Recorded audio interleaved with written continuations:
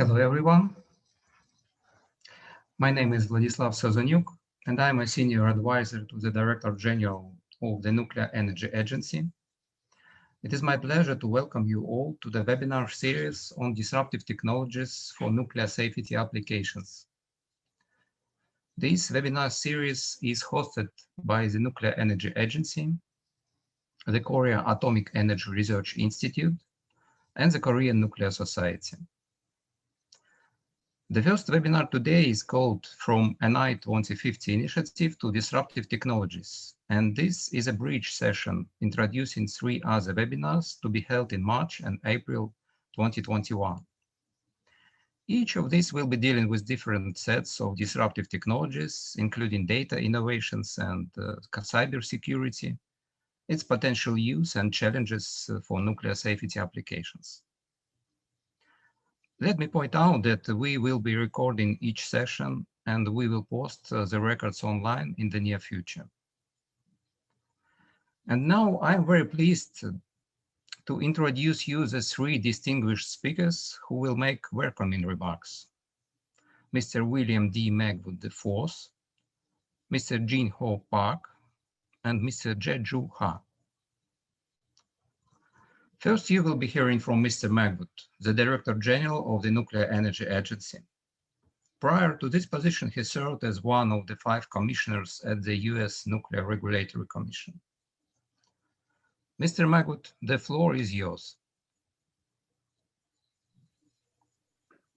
Thank you very much, and welcome to everyone. It's a very great pleasure to be here today to welcome you to this first of several webinars we will have on the subject of disruptive technologies. As you've heard, I'm Bill Magwood. I'm Director General of the Nuclear Energy Agency. And wherever you are, I hope you are safe and well, whether you're in the morning, the afternoon, or the evening, because we will be broadcasting to an audience around the world. This is a very important series of discussions. Disruptive technologies, as we call them at the NEA, encapsulate technologies such as the application of digital instrumentation systems, artificial intelligence, advanced manufacturing, big data, a whole new wave of new innovative technologies is sweeping across industry around the world. They are going to be transformative to many industries, and they should be transformative to the nuclear industry as well, if we are successful in implementing them. As many of you know, in many countries, it's been very difficult to introduce digital technology into existing nuclear power plants and even the future plants.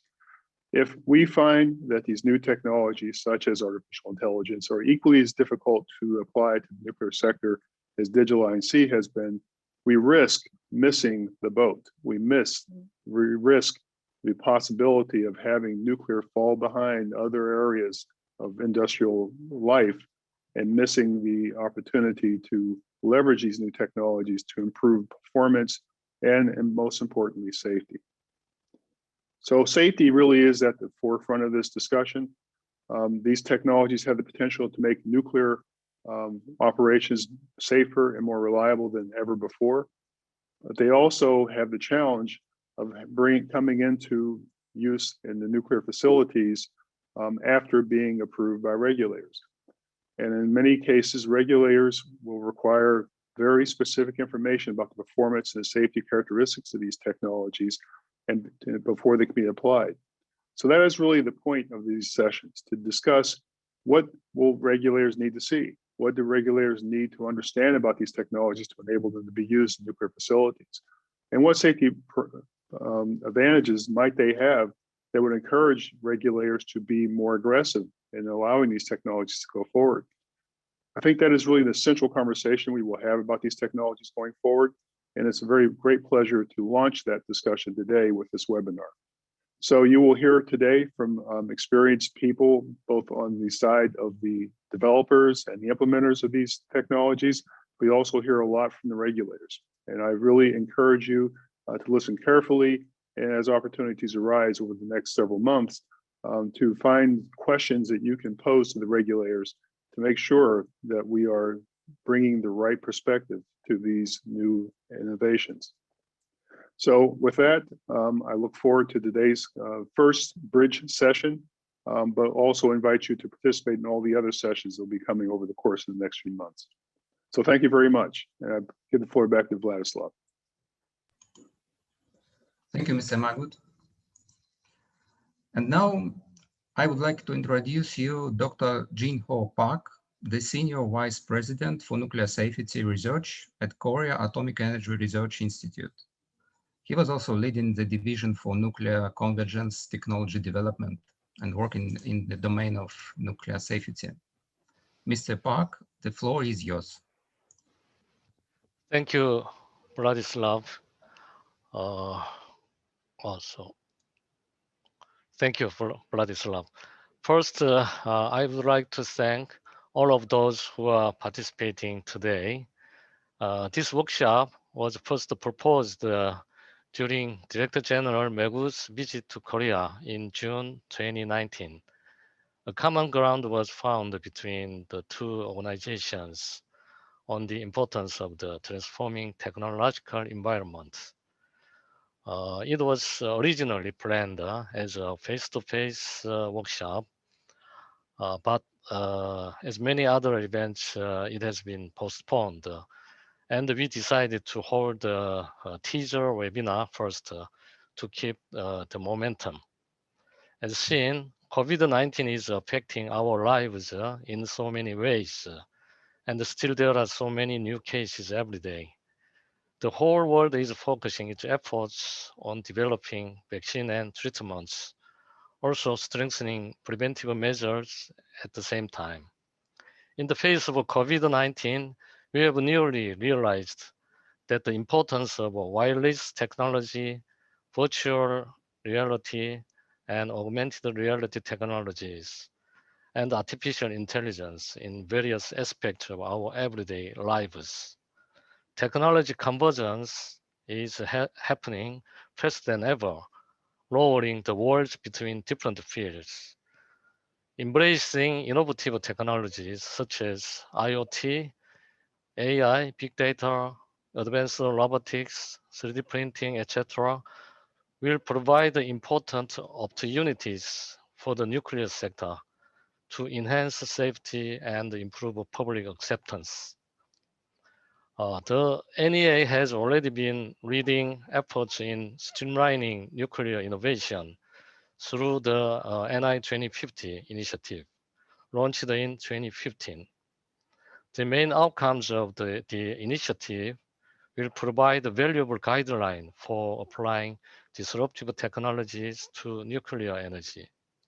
Recently, KAERI has rearranged several divisions for AI, virtual reacts, improved tests, advanced monitoring and diagnostics, robotics, cybersecurity, and innovative material-based 3D printing to adapt to the technology transformations and strengthen research for innovation.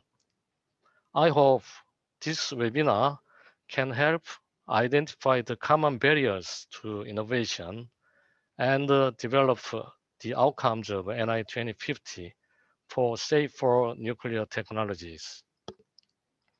Finally, I would like to thank Director General Magwood for capturing this momentum in disruptive technologies for the nuclear sector, and also the NEA Secretariat, KAERI, and KNS staff for this help in this organization. Thank you. Thank you, Mr. Park. Now you will be hearing from Mr. Jaejoo, the president of the Korea Nuclear Society and the former president of the Korea Atomic Energy Research Institute. Mr. Ha, the floor is yours. Hi, it's nice to see you. Because of Corona, we only have to see you on the online. It's happened to be that I was engaged into 3 post organizations. I worked in the NEA, and also I worked in KAERI, and I am working in KNS. Yeah. Actually, NI2050 was, I think, Bill's initiative. He pushed me a lot at that time. And I was acting division head at that time. It was about 5 years ago.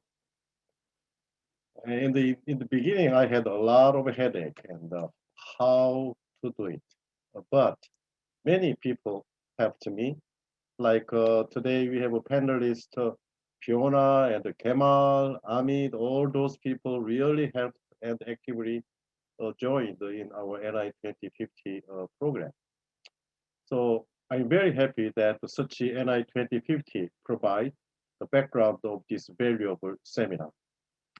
And also when I saw the title of this seminar, Disruptive Technology, I immediately noticed that, wow, this word, disruptive technology must be Bill's idea, right? I think Bill chose this word, I believe. And why we are here, and actually we are very much ambitious of other industries using advanced or innovative or disruptive technology widely.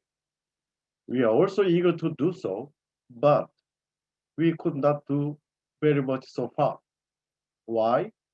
And then what and how we should do. I think this is our topic today. There's too many complicated things to consider to attack this issue. So I would like to think an issue which we all know very well as an example. I think still severe accident is the most important safety issue influencing many, many things. And the accident tolerance fuel may be one of critical technology helping to resolve this issue. I'm mentioning this as just one example, okay? Then what is disruptive technology? And what is disruptive framework of conducting its development that can realize accident tolerance fuel in fast and cheap way? This fast and cheap was a kind of trademark of Kemal in NI2050 that I strongly agreed with. I remember we talked a lot on this during NI2050 meetings, and I still remember that it is a very important concept since we should show at least one attractive success story to market. From then, few years passed, and I found now KAERI conduct, for instance, research on developing accident tolerance fuel using new 3D printing technology, which was not used before. And also I found they are suffering from burnup tests due to hardened reactor shutdown. They are begging BR2 or MIR and ATR with a very limited small budget. I think that's a big headache, okay?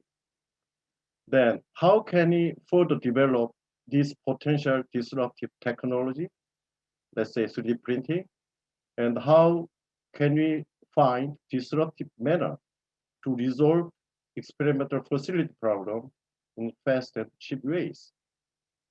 If we can resolve this issue, I think other technology can be explored very much similarly.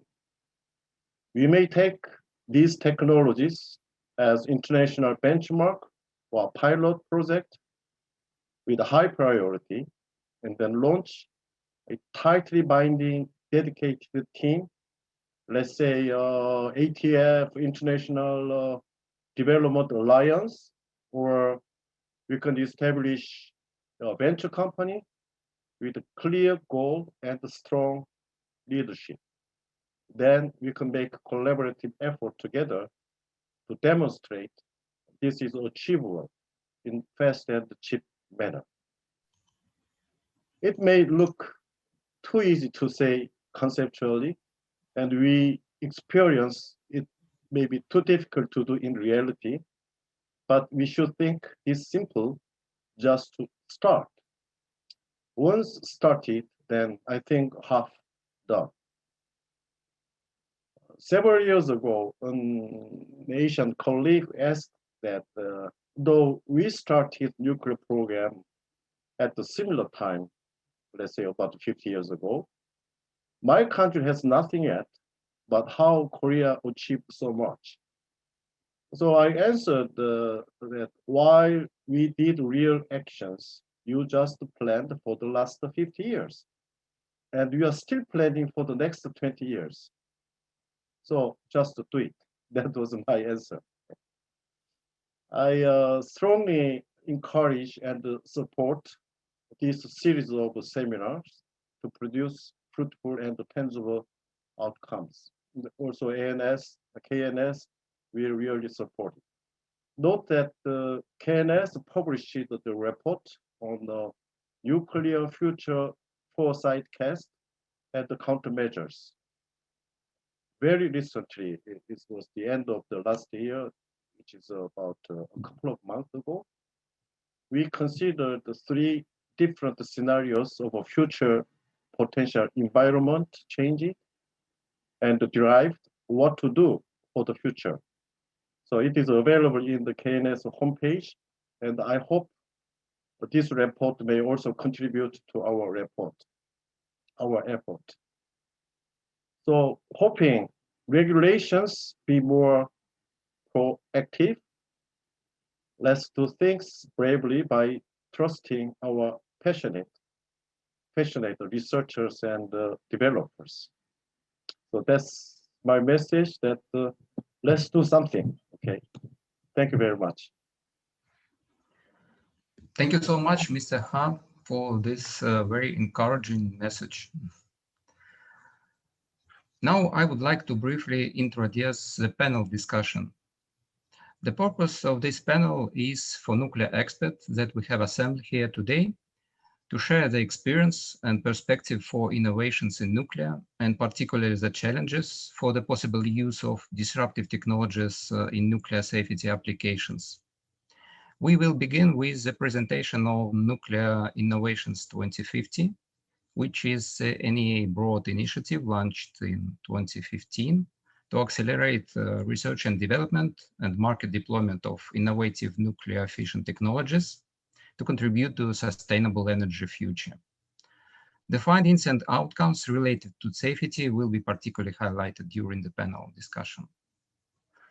The panelists will present their points of view and key issues, and then the panelists will discuss the possible implementation of this initiative for the analysis and use of disruptive technologies in nuclear safety applications. They will explain their own experience and feedbacks regarding safety versus innovations, share their points of view about NI2050, findings and outcomes, and particularly those regarding safety. Also, we are looking forward to identify and discuss the challenges and goals for the possible implementation for the analysis and use of disruptive technologies for nuclear safety applications. The panelists for today's discussion are Ms. Fiona Rayment from the UK NNO. Ms. Rayment will be also the moderator. Dr. Jeong from the KAERI. Kemal Pasamehmetoglu from Idaho National Lab. Hamid Abderrahim from Belgian Nuclear Research Centre. And Ramzi Jamal from the Canadian Nuclear Safety Commission. We will start with the NI2050 presentations by Mr. Philippe Guiberteau. Formerly from the CEA, Philippe has joined the NEA as a special advisor for technology policy activities. Mr. Guiberteau is the head of Generation 4 Technical Secretariat and in charge for the NI2050 initiative. Mr. Guiberteau, the floor is yours. Thank you, Vladislav. Please, next slide. This is a global roadmap for the nuclear innovation 2050. This work began in 2015 with a high-level workshop. 7 meetings of the Innovation Advisory Panel, EAP, chaired by Fiona Rayment, were held between 2015 and end of 2019. The principal outcome was our survey for R&D budget, selection of priority areas and target topics with potential for innovation, right templates, roadmaps for each selected topic, and involvement of all stakeholders. And we study particularly a pilot case, fuel and materials. And they discuss also for the implementation plan. These phases 1 and 2 were led from 2015 to 2019, and we are now launching the phase 3. Two principal documents, the Nuclear Innovation 2050 brochure, you can find it on the NEA website, and an activity report, which is under diffusion. We had also several external events in project. The first one was in June 2019 in Korea, the first innovation for the future of nuclear energy, a global forum. The global forum for nuclear innovation will be held in London. It had been postponed due to COVID pandemic. It will be held late October this year. And as said, we have an international workshop on disruptive technology for nuclear safety application, which is planned in Korea, maybe this year, at the end of this year or next year, and the 4 webinars. And this is the first one of these 4 webinars. Next slide, please. So the 11 selected topics are on the right at the top. Accident tolerant and advanced fuel, severe accident, passive safety system, long-term operating agent management, D&D, advanced materials and components, fuel cycle, heat production and cogeneration, modeling and simulation, measures and instrumentation, and infrastructure and demonstration. For each topic, we filled a template and with the justification of the selection, the issue to tackle, and objective to reach. What is done exists already. What is doing what? What are the means? What can be done to improve, accelerate, for example, through cooperation, and plan of action and necessary means. In the right, in the left, at the bottom, you have the final 3 recommendations: better alignment of technology and licensing readiness level. You can see this draw here. The second one is interaction of all stakeholders, all among the innovation chain, and obviously regulators, and integrate advanced technology from other industrial sectors. For example, disruptive technology like advanced manufacturing and assembling, innovative concrete, digitalization, and data management. That's for me. Thank you.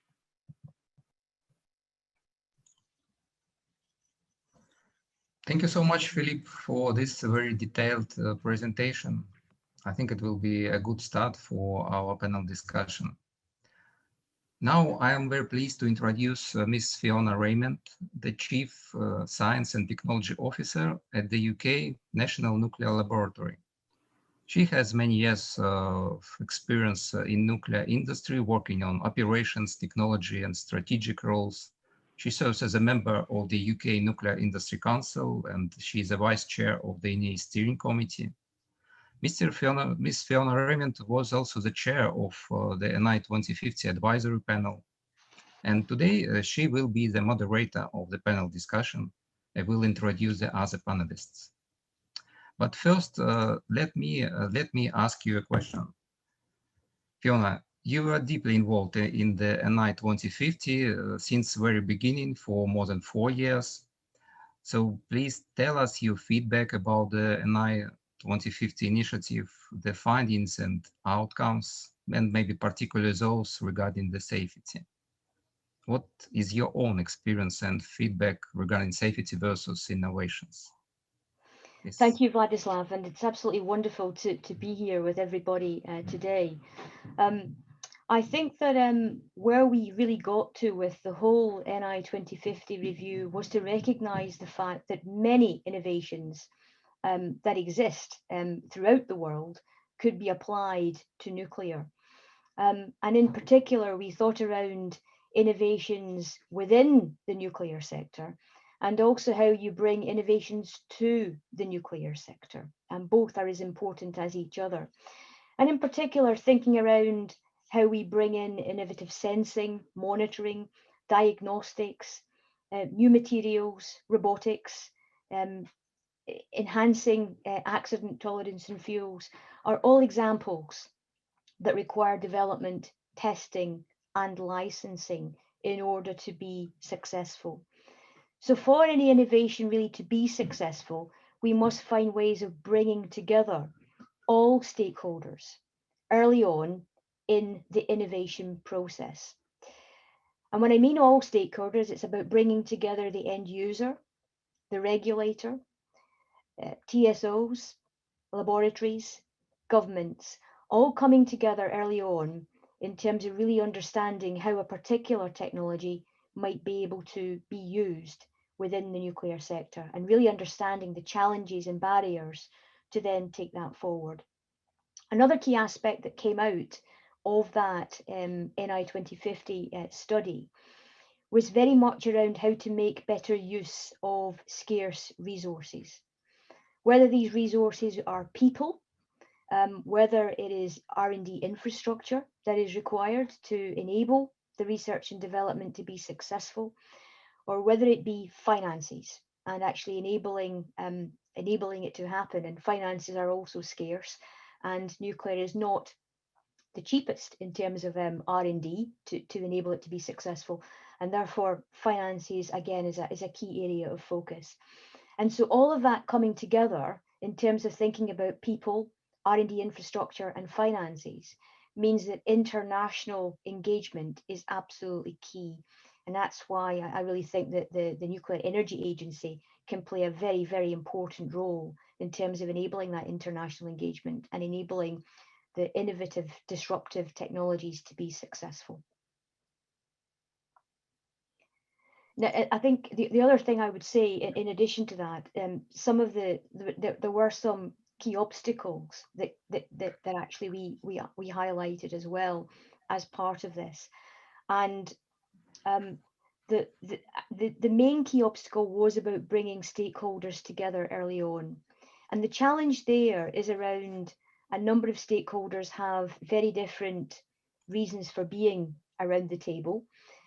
And in some cases as well, there needs to be a level of independence that continues to be maintained.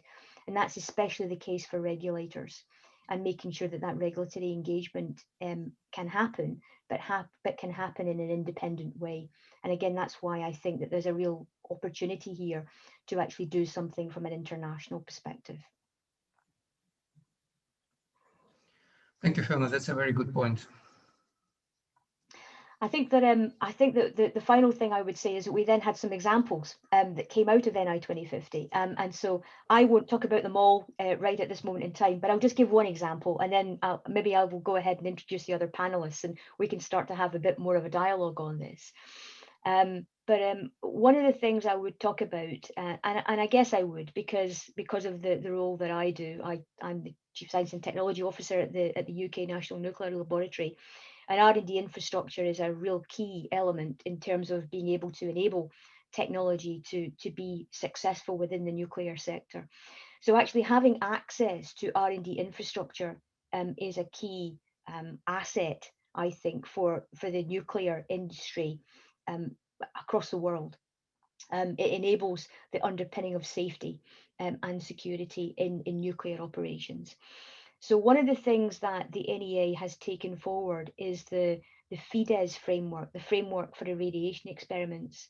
And I think that is just an example of actually making sure that there actually is a framework in place to enable various aspects of R&D infrastructure to come together in an international fashion to enable research and development to be progressed in a cost-effective manner. So that would be the example that I would give in terms of taking that forward.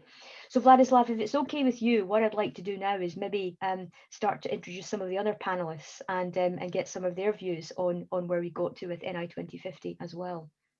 Yes, sure, Fiona, please go ahead. So first of all, thank you very much. So first of all, what I'd like to do is introduce Mr. Jeong from KAERI. Mr. Jeong is currently working at KAERI and is a principal researcher and a former director of the Strategy Research Division. What I'd like to do is ask him really to give us some views similar to what I've just done in terms of his thoughts on Nuclear Innovation 2050, and also thinking about what is the potential for disruptive technologies to drive innovation, and maybe having some thoughts around some of the key obstacles that we have to think about in terms of how we progress this. So, Mr. Jeong, the floor is yours.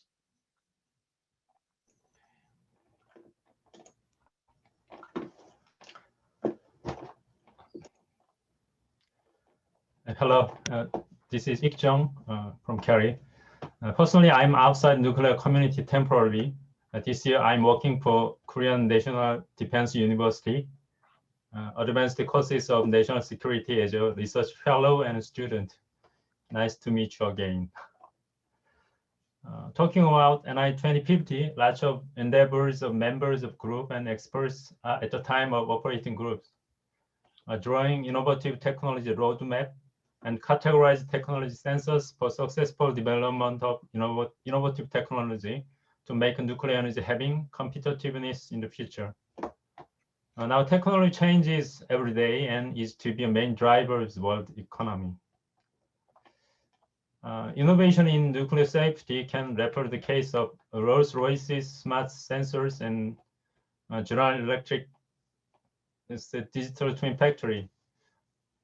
As you know, smart sensors can collect the signals from signals of vibration and applied pressure and temperature and velocity, and detect defects in engine system, and predict the replacement of period and digital twin factory, prevent problems beforehand using real-time information collection in manufacturing process in simulated factory.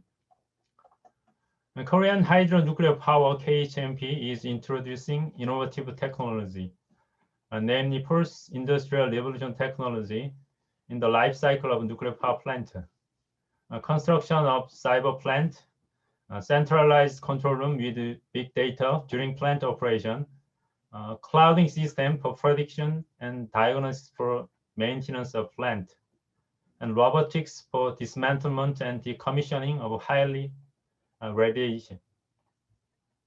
These innovative technologies can be expected to improve nuclear plant safety and produces more economic electricity.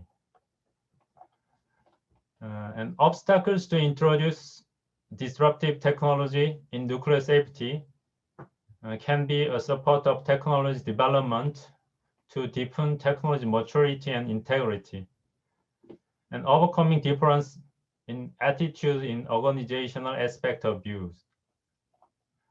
Meanwhile, the change in innovative technology is going very fast, but technology in nuclear energy is retarding changes to attain reliability for industrial application.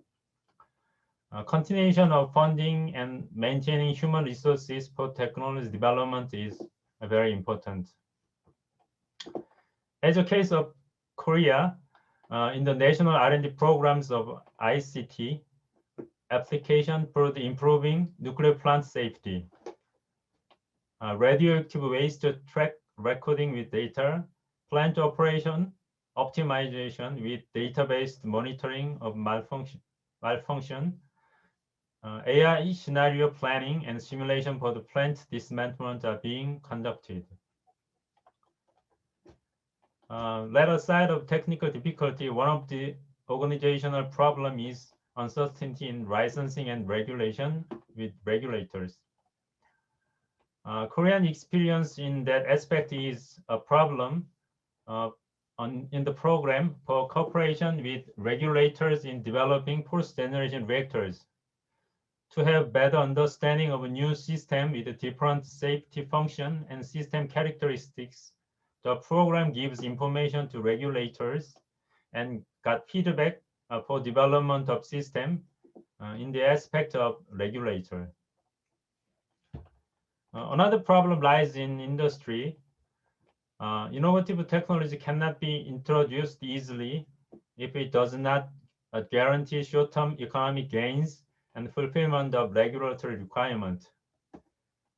The attitude to innovative technology of industry is to be negative.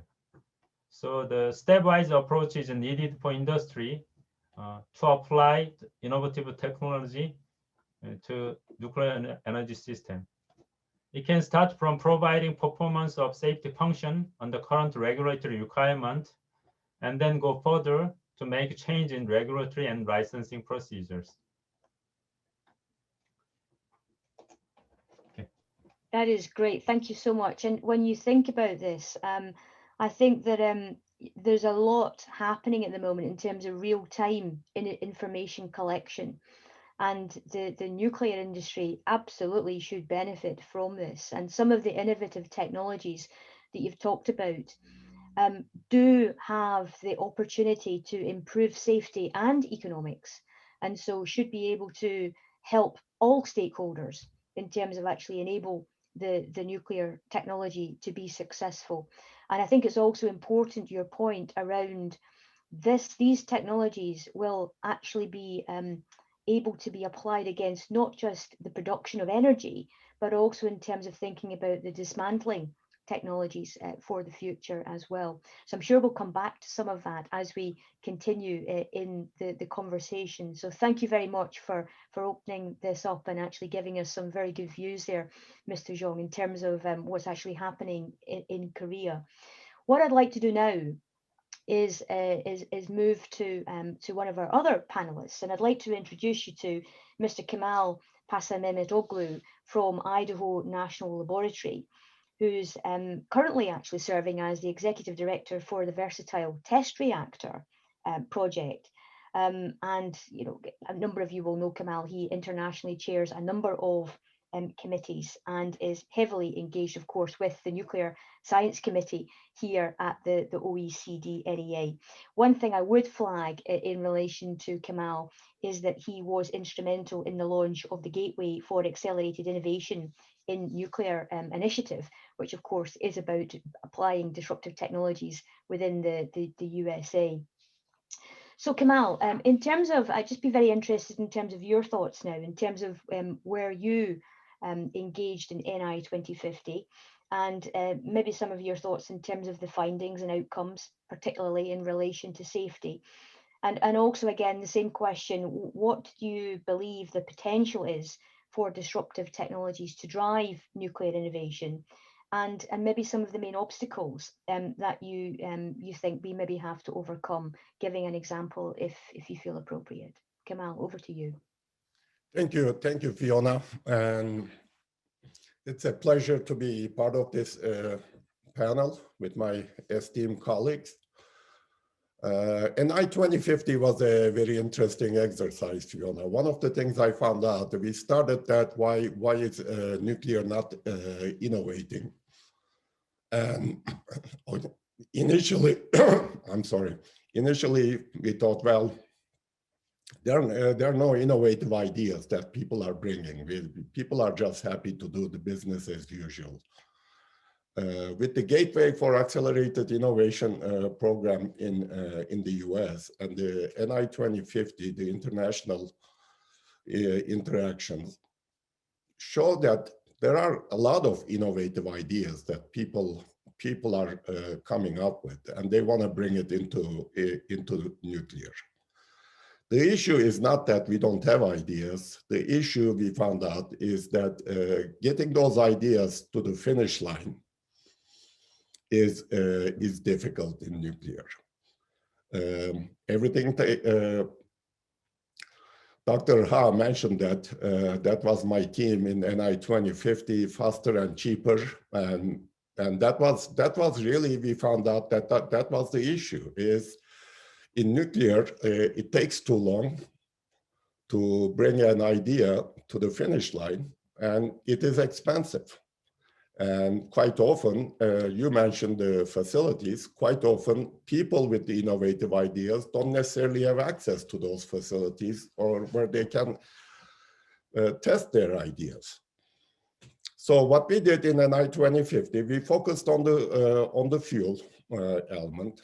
It wasn't accident tolerant fuels was one example where we were trying to come up with an innovative fuel that fits into an existing system.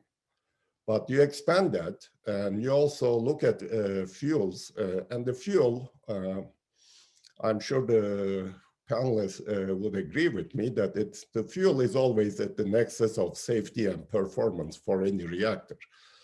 So if you can imagine coming up with a fuel and then designing the rest of the reactor to the characteristics of that fuel in a perfect world for the future reactors. Well, that's great. I think we can do that. But today, with the way we do that business, and that is researchers as well as regulators, it takes 20 years and roughly $500 million to basically develop and license a fuel. And there's investment problems with that. There is the bandwidth problems with that. And there are the facility problems with that. So what we focused on innovation on the qualification process in the NI2050.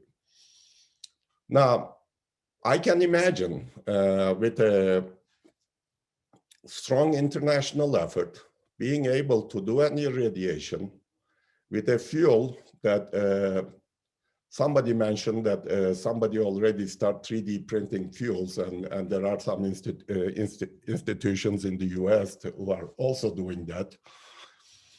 3D printed fuel with embedded microsensors in it that collects data during the irradiation, where you can vary the irradiation conditions with one experiment connected to a digital twin of that fuel. At the end of it, you can cover the entire spectrum of what that fuel would be subjected to. And do that one experiment and give confidence to the investors, give confidence to the end users, and give confidence to the regulators that that fuel will do exactly what we want it to do. But switching over to that process is not something that's easily done. So first we have to prepare the groundwork to switch over to that process, and also work with the regulators that they are comfortable with that new process, because unfortunately, especially in the fuels area, we regulate the process more than the outcome. So we have to make sure that the regulator is comfortable with it, the end users are comfortable with it, and the investors are comfortable with it. And to me, that specific discussion, whether or not we will see that during my career, that we will qualify a fuel like that during my career, I don't know that, but I hope we do. But even that discussion was very, very important. And it also exemplified the nexus of safety and performance, that one without the other doesn't go anywhere. So talking about safety separate from performance, or performance versus economics versus safety, I think both of them come together. So I'll stop there, Fiona. And that's great. Thank you, Kemal. So you've heard it in terms of the dialogue here is very much around enabling this equilibrium between safety and performance, and both of them coming together in perfect harmony. And that vision of a 3D fuel with embedded microsensors linked to a digital twin really starts to explore this concept of disruptive innovation in its true context in terms of taking that forward. So thank you very much for that example as well. So what I'd now like to do is move to our next panelist. And I'd like to introduce Mr. Hamid Abderrahim to the panel. Mr. Abderrahim is the Deputy Director General of SCK.CEN, which is the Belgian Nuclear Research Centre. And he's also the director of MIRA, the MIRA project, which is an accelerator-driven system, and has been the coordinator of a vast number of European Commission framework programs over the years. Again, I would really just like to ask the same question again, Hamid, which is very much around getting your thoughts on NI2050, specifically regarding the safety dialogue. And also, again, your views in terms of potential disruptive technologies to drive nuclear innovation, and also your thoughts on some of the barriers or obstacles that are currently in place. And maybe, again, if you have an example, that would be very helpful to take that forward. So Hamid, over to you. Thank you, Fiona. Thank you, everyone, and for the organizer for giving me the opportunity to be present. Indeed, the NI2050 was for me a very fantastic exercise, and not only an exercise, it is an endeavor, because really bringing innovation in our nuclear sector is of paramount importance if we want to keep this technology, this, I would say, energy source present for the future. We know, all of us, that it's not CO2 emitting. It can be very good complementary baseload source for the renewables, etc. But we are suffering about acceptance by the public, also the complexity of licensing, etc., and also some of the, let's say, problems or socially perceived problems, such as the nuclear waste, etc. And in that sense, we succeeded in the NI2050 to bring that closing the fuel cycle that would enlarge the potential of nuclear energy, plus at the same time dealing with the long-lived nuclear waste, and in particular the minor actinides, was something very appealing, but also very innovative. And then you are facing how you bring this new paradigm into, I would say, real world. And I would like to ask if we can put the slide I sent. I would like to illustrate with the two first point what I think is important. So what you see there, how we can then bring that innovation can happen, as Kemal was saying, we are suffering that our innovation, we have innovation in every corner, but to bring it to reality and to application, it's taking too long. And the first thing we experienced, among others, thanks to the MIRA project in our case, which is an accelerator-driven system using a lead bismuth technology as a coolant, etc. So we had a lot of new things that we have to convince our safety authority with. And the way it has been mentioned actually in Philip's presentation, that we were saying you have to run parallel the development, but also with your safety authority. And that's what we did actually. And I think it's very good experience when we are talking pre-licensing. It's easy to say, it looks natural and obvious to do, but when you are really in front of a licensing authority, these things are not well defined. What is pre-licensing? What's the role of the licensing authority? What is the role of the licensee? What we are exchanging at that moment, is it something official that I can take granted or not? That's also something that we have to define. So I think what I see as something to really develop or better define is what is the role of every body in that pre-licensing trajectory compared to the classical licensing. We know that our safety authority, they come to look to your file when you present for them the preliminary safety assessment report. Otherwise, stay in your corner, do your job, and then come to me when you you have your PSAR ready. But here we would like to involve them very early in the process. So this is something that we have experienced, and we think it was really, we find it out. And actually we started the exercise prior to the NI2050. Therefore I was insisting particularly for this with the experience we built with our licensing authority in Belgium. And they were I'm very thankful to their also mindset that they accepted. We worked together to define that. And this was very encouraging.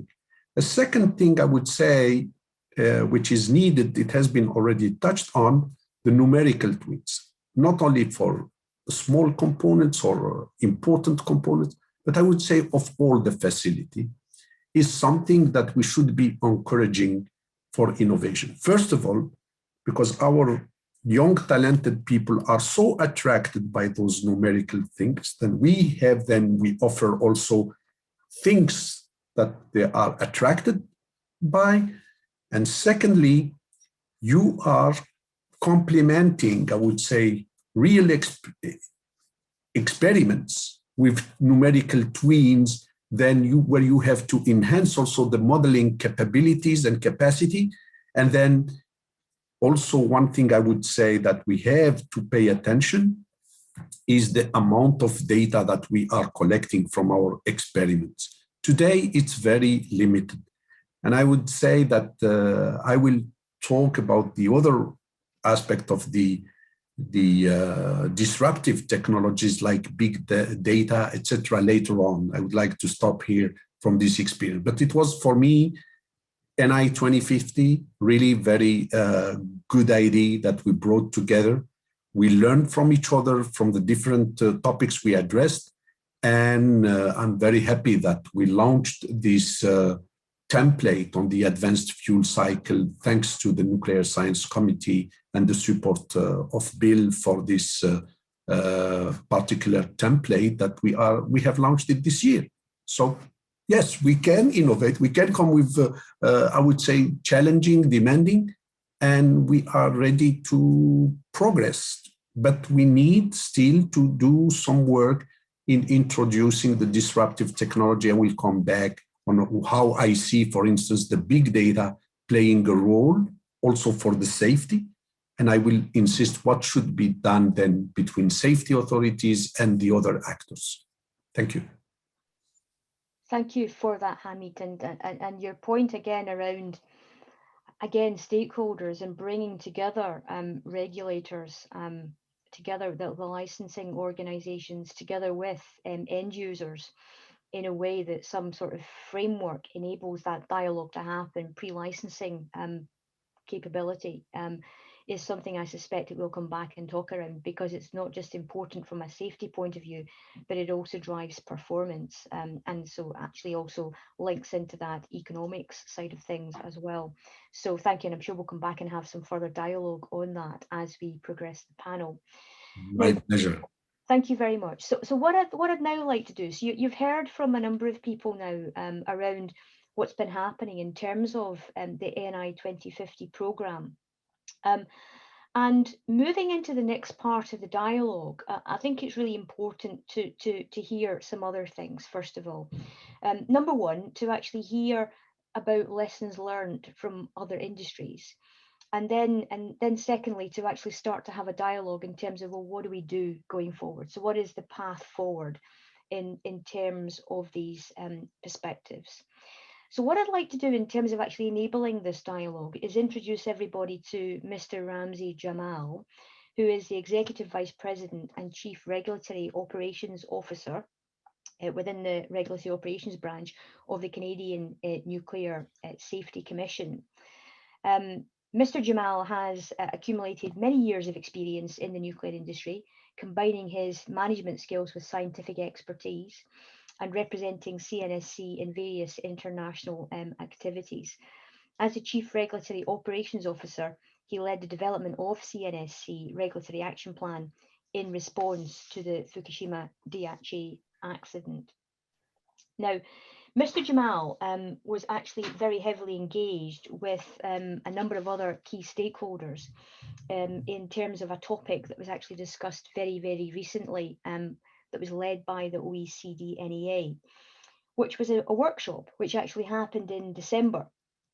And it was actually all around multi-sector workshop on innovating regulation, looking at the challenges and benefits of harmonizing the licensing process for emerging technologies.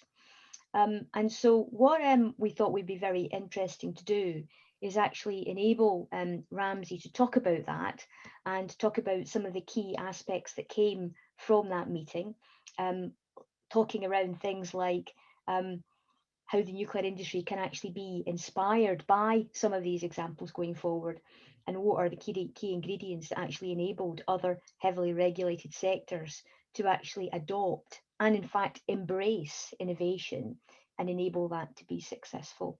So I just like to hand the floor over to Ramsey, who will be able to take us through some of this very interesting work. Thank you, Fiona. Dear colleagues, great to be with you, and greetings from Ottawa. And the tulips behind me are just a wishful thinking as we hope spring is coming to us. Next slide, please. I'm going to wear two hats, if you allow me, Fiona, from a regulatory perspective. From Canadian perspective, the CNSC has put together a working group dedicated for what we call DIET, Disruptive Innovative Emerging Technologies. So we have a dedicated group, but I would like to present to you actually the lessons learned from the other industries and the transformation that did take place. The outcome is the key point here. I heard many of our colleagues talking about the role of the regulator and complexity, but I think for all of us right now from the NI2050, it's time to implement all the thoughts that they are in place. So we start about the role of the regulator being adaptive, flexible, and have objective performance based on regulatory framework. So those are enabling, not an impediment, capability so that the regulators can use. The decision-making process for safe innovation, it has been already mentioned, it's a balance between safety and performance. However, the technical advancement and research and development for innovation must have an outcome for in support of regulatory decisions. If we don't, it's not going to help us, because perpetual research into the what if, we need a regulatory information that gives us regulatory recommendations. So from international harmonization without taking away any national regulatory sovereignty, that means the outcome is not the issue, it's the process to provide the outcome. So leveraging scientific information is key without duplication of efforts. Consulting through advisory committees in a collaborative manner that will be all inclusive from industry, stakeholders, and the NGOs. They will have to be part of that discussion so they understand what the regulatory decision is going to be, and to include all of the users, well, not all of the users, but users, stakeholders, policymakers that we really have to bring on board. Commitment and engagement of stakeholders in the process of creating industry standard is key, and so is the regulatory decisions. And the last but not least, with respect to risk-informed decision-making, how safe is safe? It has to be a rolling and progressive regulatory approval supported by founded science evidence with respect to how safe is safe. And I'm going to take a few seconds to talk about the vaccine and how the regulatory bodies or governments acted on the vaccines. Currently in Europe, they paused the vaccination based on potential. And I will really qualify potential health risk, even though it's minimal. However, the Canadian regulator is saying, no, it's safe, keep going, and keep, as a matter of fact, providing vaccine to the elderly people based on the UK information. Why am I raising this? Here's the public now. 10% of the Canadians refuse to take the vaccine, AstraZeneca, because of the fact that in Europe now they put a halt to it. That is a lesson learned for us as we live today on transformation and diversity in regulatory decision. So enabling public trust was mentioned by many of the colleagues. It's a commitment to all parties. Engage early, communicate, because without the public trust, the policymakers will have very much difficult time. In Canada now, the policymakers are supporting the vaccine as a safe entity to be implemented. We have to have that buy-in with respect to the capability of regulatory decision for the safe operation of innovative technology in the nuclear. So finding efficient innovation in the approval process and public transparency is key. Next slide, please. So we have to build it. We have to implement it. And here's the recommendation that came out of the meeting, and it's a lessons learned from other industry, from aviation. And as we speak today, vaccine is one key element. First, you got to start small, build, put the proof of concept in place, let it be from pre-licensing, vendor design review, incorporate risk-informed decision-making when regulating innovative technologies, then leverage lessons learned and best practices from other sectors, international organization. Those are key. And I always say the neutrons in the UK or Korea or the US are the same neutrons in Canada. So there is capability of adapting the knowledge in order to render a regulatory decision. On the step 4 is collaborative internationally. That is key, and collaboration again from some safety standards to acceptability.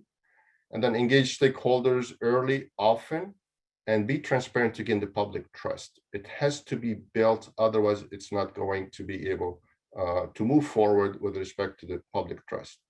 So the key point here is innovation is doable.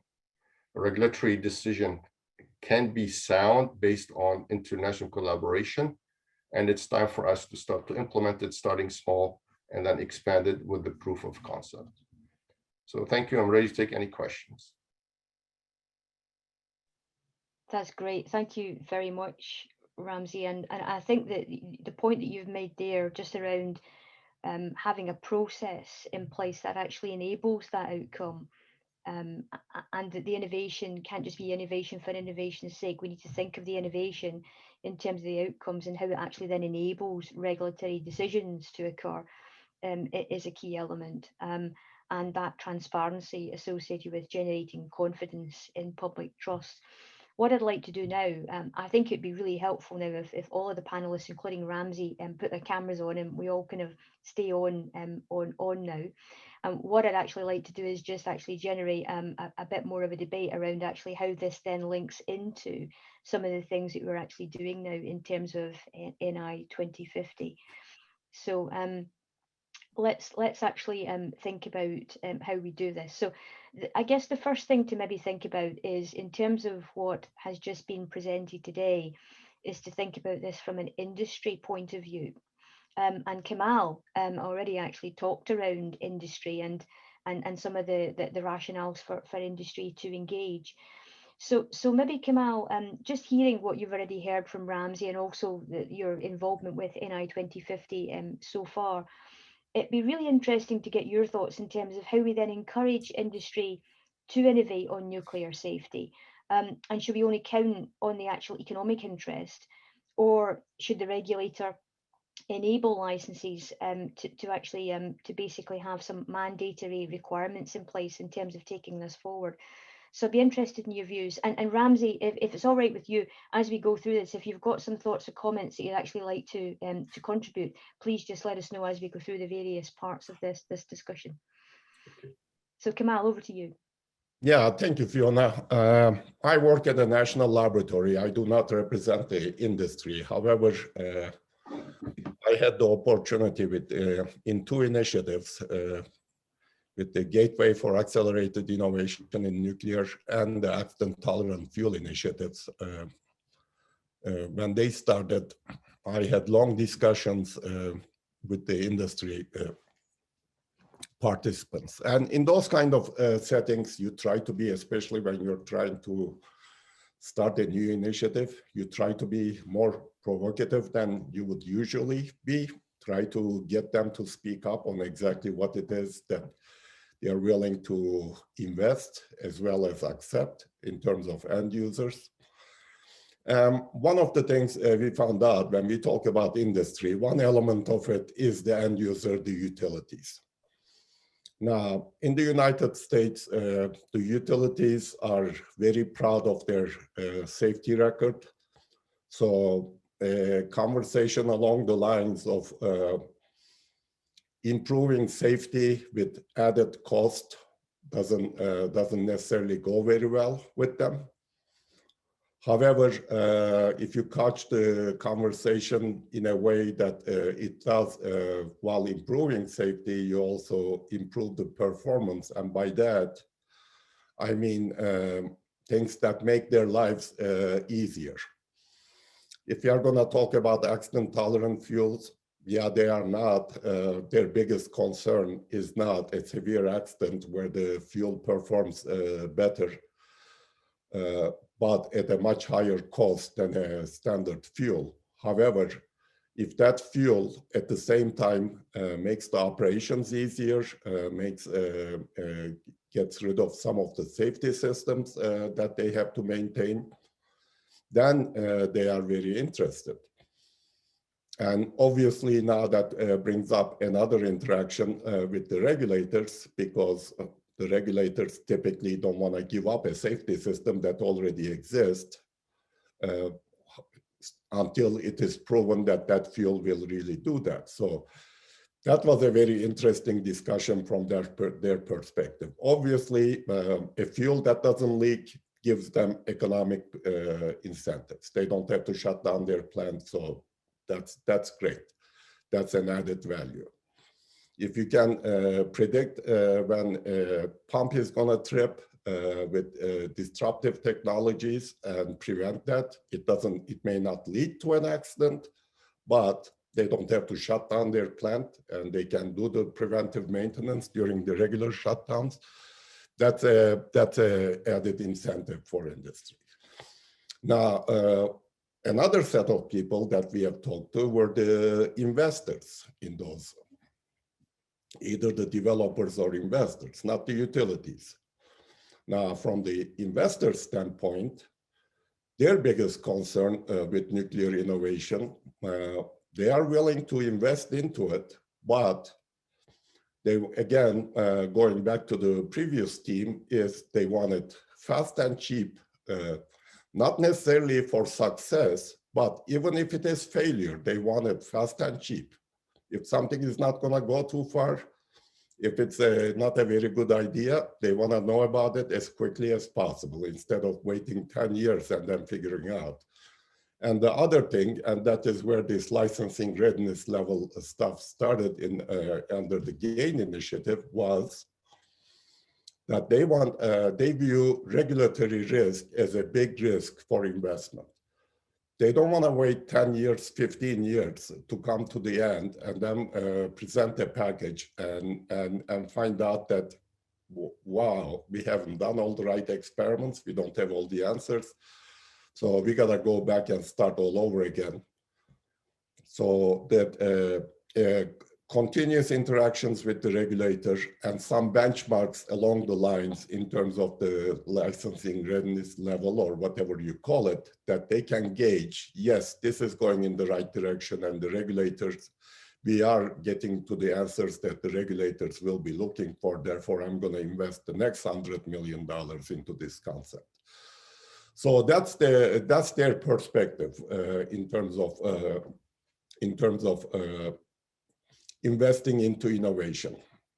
It needs to make their lives easier, it makes the operations easier, it needs to bring some economic benefits, and for the investors, they need to get their money recovered as quickly as possible and make sure that by the end of the process, they are successful.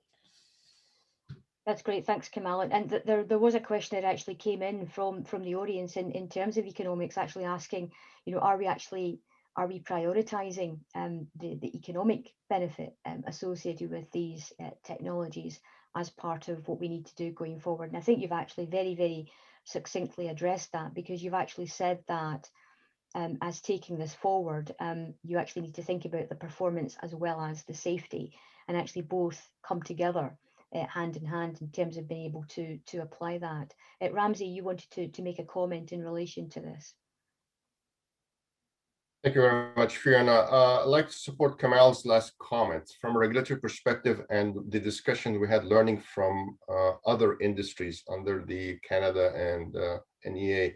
The fact is regulatory clarity and the phased-in approach, the rolling approval. So both the designer, the investor, and the regulatory decision are progressive in a way that everyone will have the clarity certainty, so it does not wait for 10 years or 15 years. And to go and get the information from where it's available in order to support that decision-making. From a regulatory perspective, always the first of a kind is the most difficult to go through the approval. When I say the most difficult, not because it's complex, it's just the processes needs to be more streamlined, but at the same time provide the regulatory information to render or technical information in order to render a regulatory decision. And that is key. So engagement in a progressive manner, and then declarative failure by both the regulator and the industry. So we don't go on the debate to say in the what if, is it going to work? Yes or no? If it's not, then let's change and then move on with it. So that's my comment. And our industry, against take aviation, it's perpetual discussion on the what if, versus the industry will say, here's a seat that is certified in the UK, accepted by the UK, you can install it on any airplane built anywhere in the world. Kemal talks about the fuel already in Canada. Some of the experts talk about the inability of the regulator to oversee the fuel management based for the SMRs, but where in fact we have the science in order to progressively approve waste management, dismantling, and so on and so forth. So thank you for that, Ramsey. And you've actually very eloquently just led us into, I'm going to bring Hamid back into the conversation now, because I know that you've got some thoughts in terms of the role of regulators. And so you've already heard quite a lot in terms of what's actually the thoughts in this particular area. So I welcome your thoughts on this, Hamid.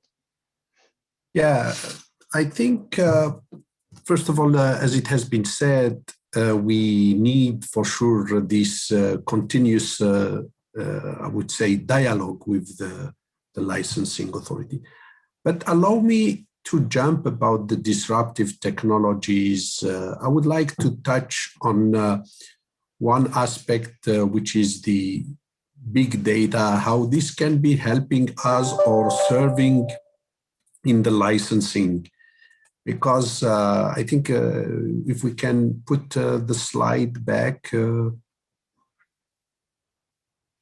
Yes, this is what I wanted to address in the third point there. Use big data technology in existing installation as well as in the new ones we would like to build or to invent or whatever.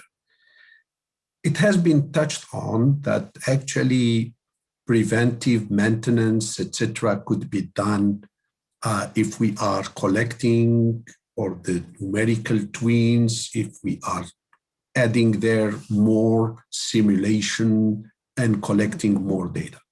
There is one difficulty when you talk to the safety authority, and actually before I wrote this, I went in deep discussion with them, and I said, good, look guys, we have existing facility, we have what we know to be the nuclear safety instrumentation that I will not be touching.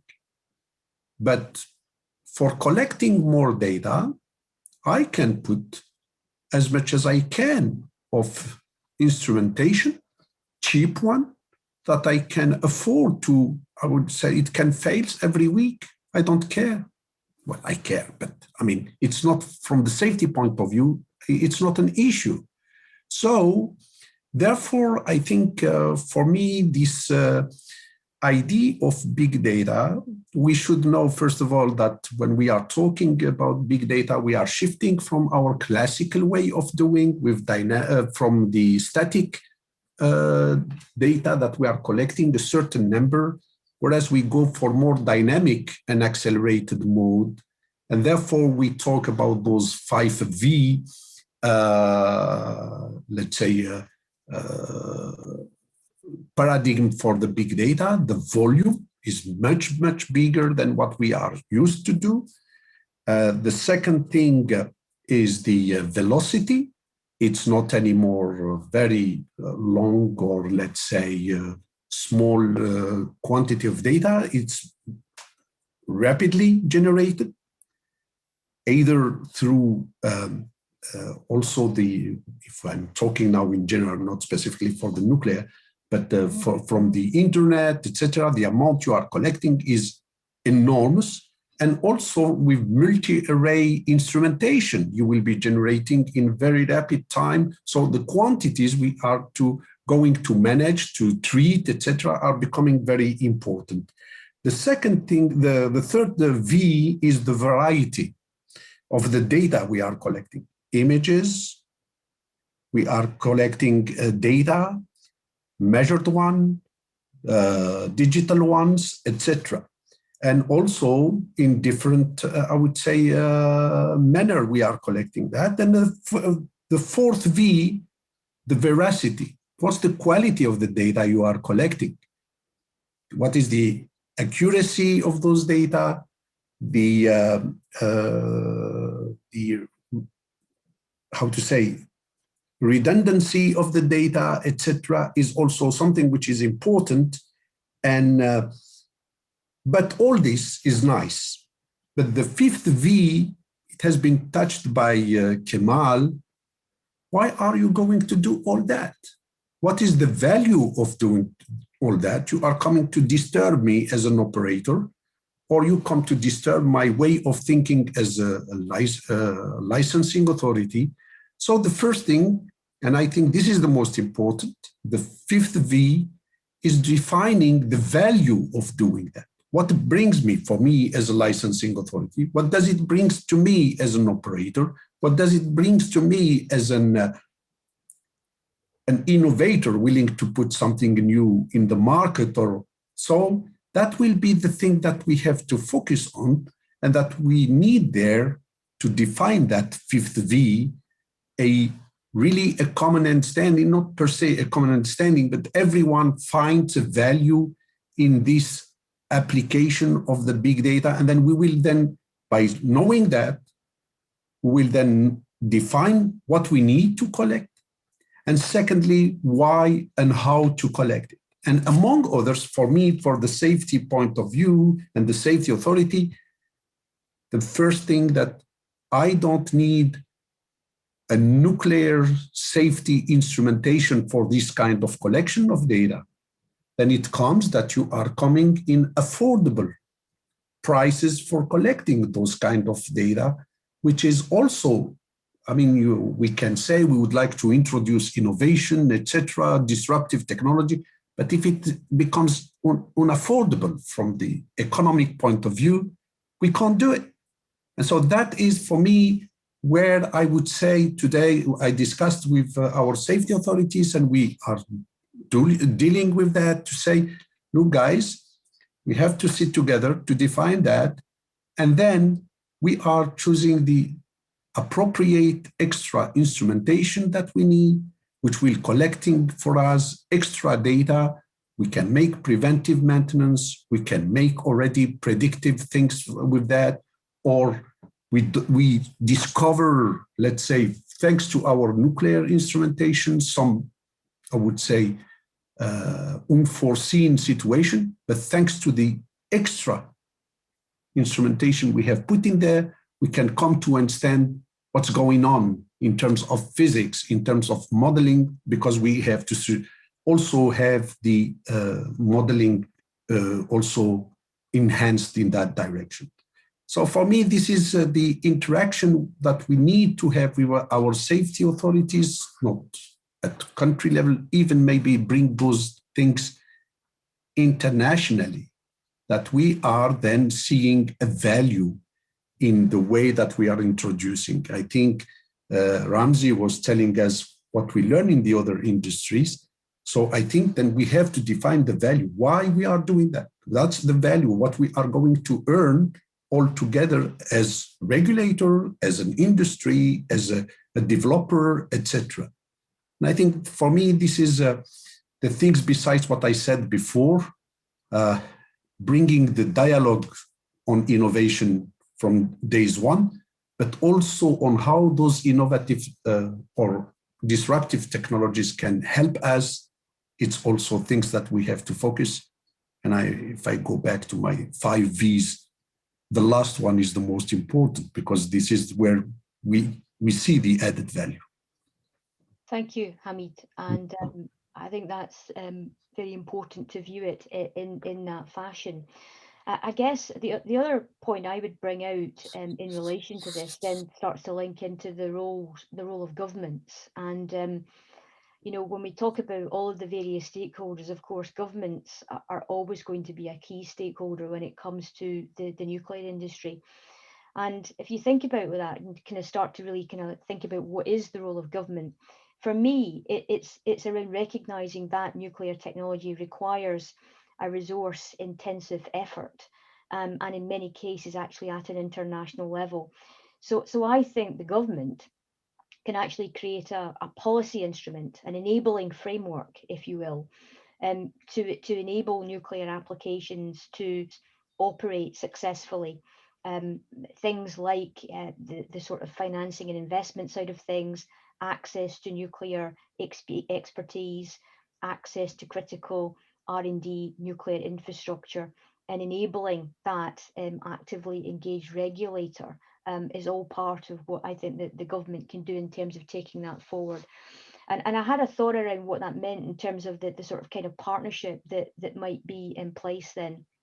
And I think that I thought about this in terms of what we're actually doing in the UK, just as an example. So we've created a number of industrial strategies, and for particular sectors, we've actually created a government industry partnership. And in the nuclear sector, it's through a nuclear sector deal, where we actually have a number of key interventions that actually we have highlighted that are either being led by the industry part of the nuclear sector or are being led by the government part of the industries of the nuclear sector, or jointly. And these interactions and interventions are then kind of monitored over time and looking at then how to actually enable that going forward. So I think that some sort of approach there in terms of an enabling framework that enables government to then engage with all of the key stakeholders is going to be key in terms of actually driving any sort of innovation going forward. And I think that will enable that success. So the final thing I think is really, really important to actually think about is the role of the sort of international community and actually pulling all of this together. And so here I'd actually like to bring Mr. Jeong back to the panel discussion to actually give us some of his thoughts in terms of the need for international exchanges, the role of international organizations, and maybe just having a bit of a thought around that whole concept of the international approach linked to the regulatory engagement. And is there actually a level of harmonization of regulatory requirements that actually needs to be in place going forward? So Mr. Jeong, please, I welcome your thoughts on the international component. Yeah, about the international component. As all you know, exchange information is a starting point of a relation between different bodies and institutes. International exchange of information and cooperation is essential, and it cannot be omitted in adopting disruptive technology in nuclear safety to attain high level of reliability. Considering situations surrounding nuclear power and science, the members of nuclear society are not competitors but partners, and international organizations and cooperation bodies have a merit to solve a cooperation framework. Deploying disruptive technology into nuclear energy is necessary to keep interest and attention of stakeholders for the technology.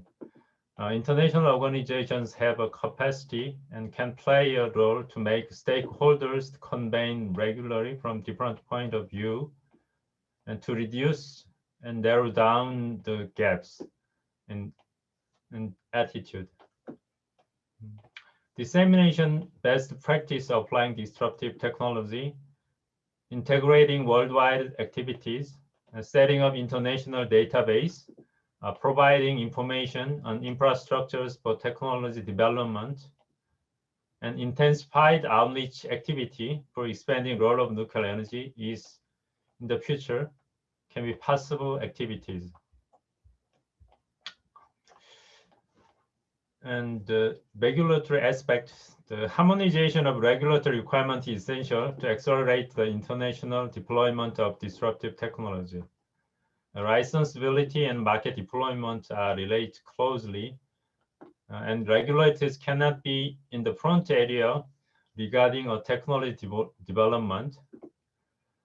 Clear definition of technology and near-term market perspectives can make regulators involved earlier, and reducing uncertainty of licensing can make industry have intention to readily adopt disruptive technology for industrial application. As said, Dr. Jamal, nuclear safety regulation can have the independence and sovereignty, but to avoid the risk of licensing of disruptive technology, effort of international harmonization is important. In the earlier stage of technology development, considering industrial application, definition of technology, and examining licensability and feedback from regulators are needed. That process can lead regulators to establish appropriate regulations for the technology that can be accepted internationally. It can be a great help to deploy disruptive technology in nuclear industry. To make things together, roles of each entity of regulators and developers and utilities and vendors can be integrated and harmonized in a framework of international organization for deployment of disruptive technology to attain competitiveness of nuclear energy in the future. That's great. Thank you so much. And there's lots of questions coming in, and unfortunately, we're going to run out of time today. A lot of the questions are actually around either highlighting some examples of disruptive technologies, like autonomous systems, like remote security, asking questions around SMRs. There is a question that's come in from Mark Dufresne. Hi, Mark. Who basically was with the NEA OECD, just in relation to, can you actually have that sort of international harmonization and collaboration at higher technology readiness levels? And that's a good question. I don't think we'll answer it today, but I think we might come back and have a look at that at a future workshop. There's also lots of questions around the attractiveness of the industry in terms of disruptive technologies in relation to young people, and actually taking a lot of that forward. And of course, once you actually start to drive innovations, of course, it is actually really beneficial in terms of them being able to engage with young people and wanting to come into the sector. So I'm just going to very briefly summarise where I think we've got to today, and then I'm just going to hand the floor over to Director General Magwood to make any additional comments. First of all, I just want to thank the panellists very much for their time today, and thanks for everybody for being here. I think that some of the key points that have been made are absolutely around we need to have a framework in place that enables disruptive technologies to be successful and play a role in nuclear. There's definitely a point about actually not just having ideas, but actually getting them to the finish line and enabling that to happen, and recognizing that there is that safety and operational performance has to actually work in equilibrium with each other. We've had a lot of dialogue around regulatory approaches and maybe a pre-licensing framework, but Ramsey very, very briefly highlighted the thought in terms of actually having a stepped approach where we start small and build going forward, and that seems to be a good approach in terms of applying that, and also would actually enable that transparency to generate confidence and public trust in terms of what we're doing as we actually start to drive the disruptive technologies going forward. So thank you all very much for sharing your thoughts today. Director General Magwood, I'd like to just open the floor to you, and if you'd like to say anything. Well, thank you very much, Fiona. First, let me just join you in thanking the panel. I think it was a very insightful conversation. I appreciate all of you, your contributions today. And as I was listening to your comments, I think a word that I guess that Hamid popularized, the value word, in one sense or another really came across in everything that all of you said. And that is, whatever technology that you are trying to promote and to bring into the nuclear sector, there has to be a clear value proposition for it. And there has to be a clear value proposition for the work surrounding it. So if you aren't satisfying a regulatory question or answering an operational question that is clear and apparent to everyone, it's going to be very difficult to get the critical mass of resources and interest to go forward with it. And an observation I would make is that this is another difference, and Ramsey gave a very good summary of some of the observations from the workshop we held in December. But one of the difficulties in the nuclear sector is, Ramsey's admission to start small and work your way up becomes very difficult, because it's hard to start small with anything in a nuclear sector, because everything you do costs a lot to accomplish. And so if you do it small, then you are challenged with trying to justify why you're spending such a huge amount of money for such a small activity. And that, I think that runs into problems. And I think at the same time, you're also faced with the understanding that whatever you do is going to be disruptive to the status quo. And I think several of you pointed out that people in the nuclear sector don't necessarily like disrupting the status quo. There's a lot of reasons why things are the way they are. There's a lot of history of operations, a lot of experience, a lot of regulatory decisions that enable us to operate the way we are operating today. And changing that is daunting sometimes. So these are significant barriers that exist. And one other I would highlight, and I think Ramsey also kind of indicated this one, is that unlike a lot of other industries, the relationships in the nuclear sector are very different than they are in, say, the aircraft industry or pharma, where regulators and industry and laboratories and governments have a much more unified approach and unified direction of where they want to take innovation. In the nuclear sector, it's much more complicated. So these are things I think we're going to have to sort through, because if we're going to be successful in deploying these technologies, we're going to have to line up all these interests and to have a common purpose. And that may be difficult for us, quite frankly. It may not be the nature of the nuclear sector to have that common purpose. But if we don't, it's going to be extraordinarily difficult. So I appreciate all the comments that all of you made. It was very interesting. But so let me close by first thanking President Park from KAERI and Dr. Jin-Ho Park, who spoke earlier, and Mr. Jeong from KAERI. So our KAERI and also Jaejoo, our close friend from the Korean Nuclear Society. I'd like to thank Korean colleagues for the participation and helping to organize this and for the webinars to go forward. Our relationship with KAERI and pursuing this, I think, is going to be very important as we go forward. And I'd also like to thank Fiona as the, I guess, the once and future chair of the advisory group for NI2050. I guess it remains to see how long we'll go on with the advisory group as it's constituted, what makes some evolutions. But Fiona, I really appreciate your leadership in this. I think it's been very helpful. And I'll also just finally thank Vladislav and Philippe for the hard work they put forward in putting all this together. And of course, Danielle Ziani, who made sure it all came together in the end. So with that, Fiona, I think we are done for the day, and we will have more webinars to follow. And hopefully, I don't think I heard Vladislav mention this, hopefully at the very end of this, later in the year or beginning of next year, we'll have an in-person event to bring this all together. But we'll see how that transpires. But in the meantime, thank you for being here. We do have your questions, and we will circulate them to the panelists, and hopefully we'll capture these responses going forward. Thank you.